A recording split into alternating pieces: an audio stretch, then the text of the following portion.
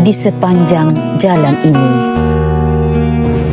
Pepohon menghijau, kicauan burung dan hembusan angin pagi menjadi saksi bisu perjalanan hidupku.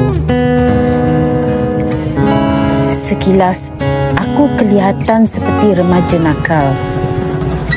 Namun di balik wajah itu, aku ada tekad, ada jiwa yang penuh semangat patriotik. Setiap kali tiba bulan Ogos, hati kecilku seakan bergetar.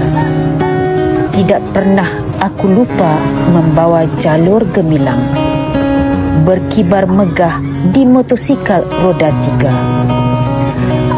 Bersama 3 orang kawan rapat, kami beriringan menyusuri jalan kampung, menghidupkan suasana merdeka dengan cara kami sendiri. Aku dan motosikal roda 3-ku ibarat 3 roda yang saling melengkapi. Tanpa satu, perjalanan pasti pincang.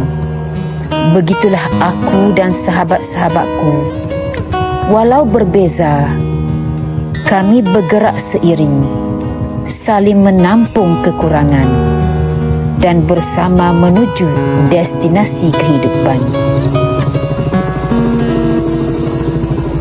Kerana merdeka itu bukan hanya bebas daripada penjajah, tetapi juga merdeka jiwa.